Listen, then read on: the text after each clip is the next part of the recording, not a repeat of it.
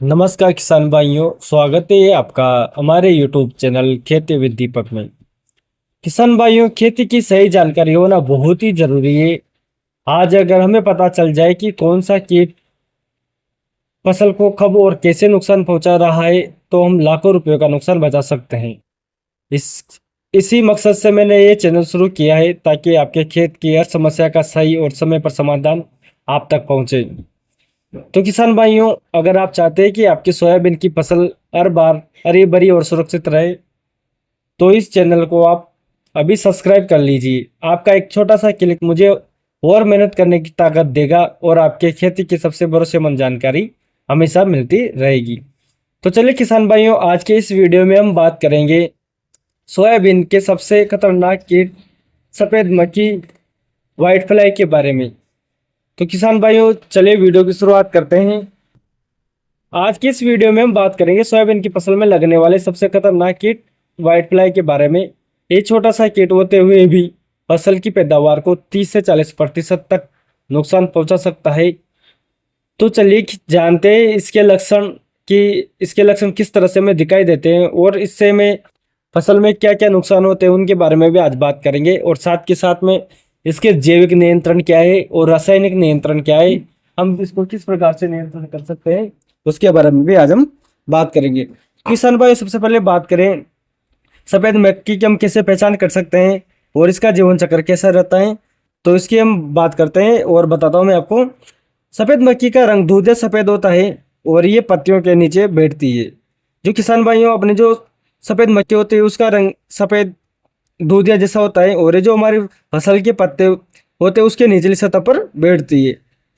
इस जो सफेद मक्खी होती है पत्तियों का रस चूस कर पौधे को कमजोर बनाती है, और मादा सफेद मक्खी अंडे पत्तियों के निचली सतह पर ही देती है।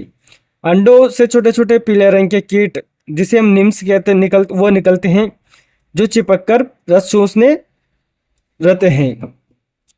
और बात करें इसके जीवन चक्र की, तो किसान भाइयों, जो इसका जीवन चक्र बहुत तेजी से पूरा होता है, इसलिए थोड़े से समय में फसल में पूरी में ये फैल जाते हैं।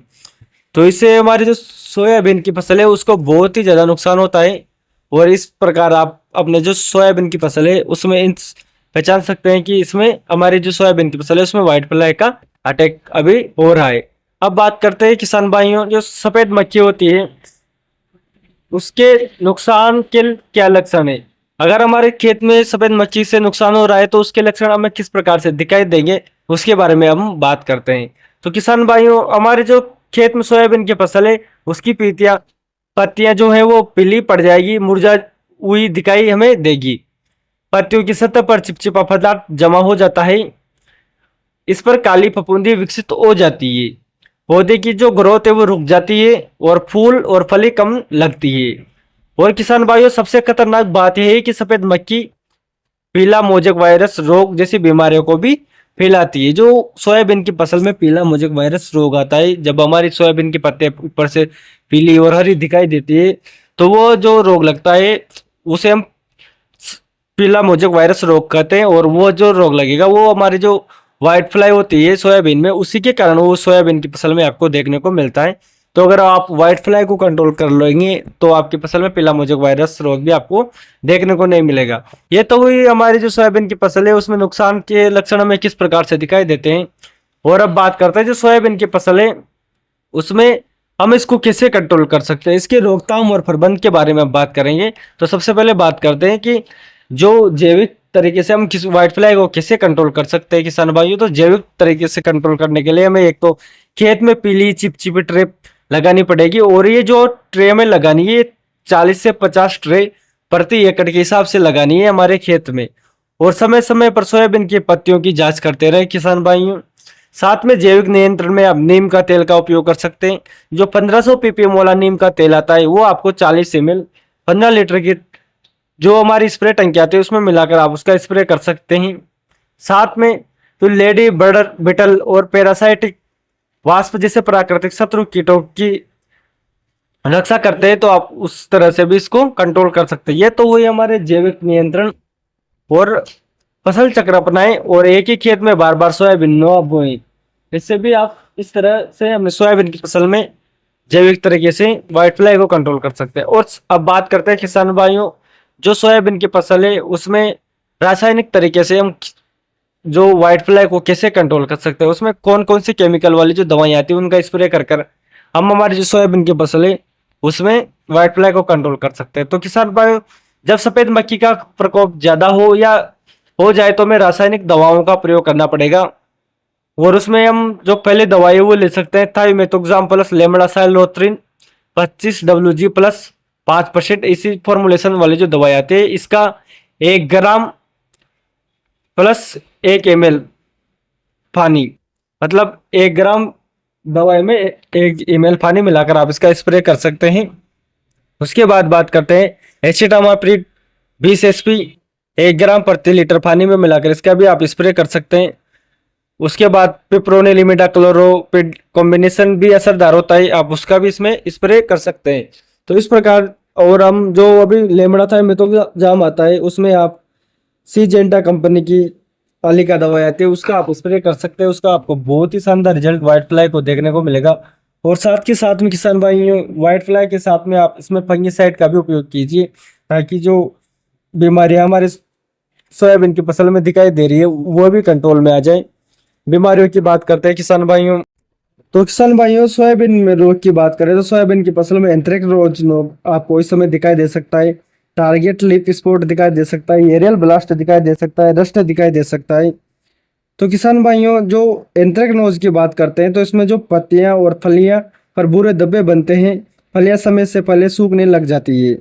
बात करें टारगेट लीफ स्पॉट की तो पत्तियों पर गोल गोल आंखें जैसे धब्बे, धीरे धीरे पत्तियां सूखने लग जाती है। एरियल ब्लास्ट जो होता है ये बरसात में ज्यादा नमी होने से ये रोग फैलता है और इससे पूरी शाखाएं सूख जाती है। रस्ट जो रोग है इसमें पत्तियों के नीचे छोटे छोटे जंग जैसे दाने दिखाई देंगे और पत्तियां जल्दी गिरने लग जाएगी। तो किसान भाइयों, इसमें हमें बेस्ट फंगिसाइड का चुनाव करने की आवश्यकता है। और जब हमारा रोग कम हो या बिल्कुल रोग नहीं हो, अगर हम उसमें स्प्रे करें तो हेक्साकोनाजोल का हम इसमें स्प्रे कर सकते हैं। इससे जो हमारे एरियल ब्लास्ट और लीफ स्पॉट का बहुत ही शानदार असर है, तो इसको ये आसानी से कंट्रोल कर लेगा। इसकी जो डोज रखनी है आपको 400 से 500 ml प्रति एकड़ के हिसाब से आप हेक्साकोनाजोल का स्प्रे कर सकते हैं। दूसरी फंगिसाइड की बात करें तो प्रोपिकोनाजोल प्लस कार्बनडाजिम मेनकोजेब का आप स्प्रे कर सकते हैं। टेबुकोनाजोल प्लस सल्फर जो आता है उसका आप इसमें स्प्रे कर सकते हैं, उसका भी आपको बहुत ही बड़ा रिजल्ट देखने को मिलेगा।